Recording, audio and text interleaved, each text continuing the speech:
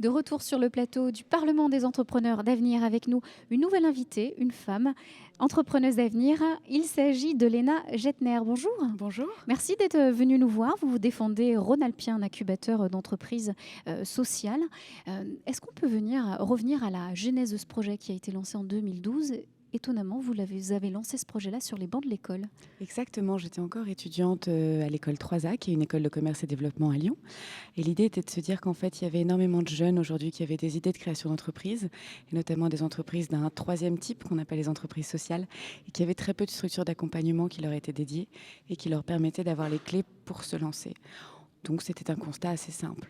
Alors, quels sont aujourd'hui les chiffres clés de Rhône-Alpien, l'incubateur Aujourd'hui, sur combien de porteurs de projets? on s'est lancé en 2013, on a accompagné notre première promotion, donc c'est 5 jeunes startups qui sont accompagnés depuis 6 mois de manière intensive.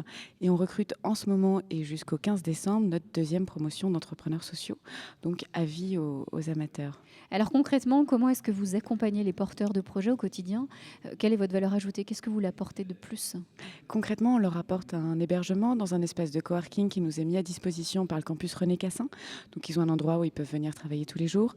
2 heures d'accompagnement tous les 15 jours par un accompagnateur spécialisé sur la création d'entreprises sociales. Donc là, c'est pour bien formaliser le projet stratégique et le business plan.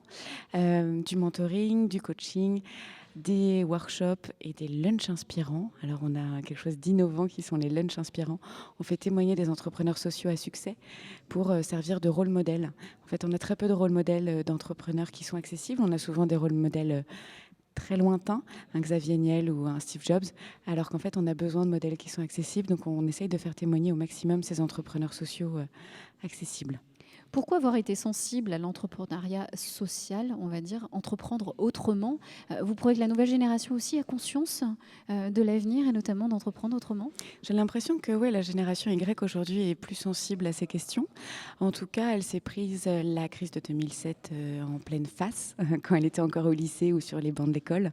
Et du coup, elle a appris ce que c'était que les crises, et la crise financière, la crise politique, la crise environnementale, et elle essaye de trouver des clés pour faire différemment. Et que aujourd'hui, la façon la plus simple d'agir est quand même d'agir à une petite échelle. Et l'entrepreneuriat social est vraiment une manière de pouvoir transformer la frustration de ne pas pouvoir changer le monde en quelque chose de très concret, une entreprise concrète au service de l'intérêt général. Alors aujourd'hui, vous êtes venu défendre Rhône-Alpia auprès des entrepreneurs d'avenir. En quoi est-ce que vous pensez que vous avez les mêmes valeurs et surtout vous avez votre carte à jouer et défendre parmi ces 500 entrepreneurs qui se sont donné rendez-vous à la préfecture de Lyon?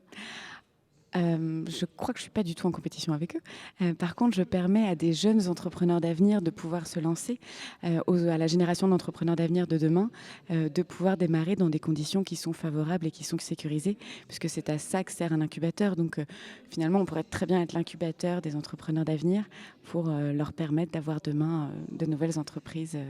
Voilà, et en plus, Léna, pardon, vous avez pu leur montrer que la jeunesse est prête à relever les manches et aller dans le même sens qu'eux au niveau de l'avenir. Merci beaucoup d'être Merci venue à sur vous. ce plateau. Je le rappelle, vous êtes directrice et fondatrice de l'incubateur Rhône-Alpia.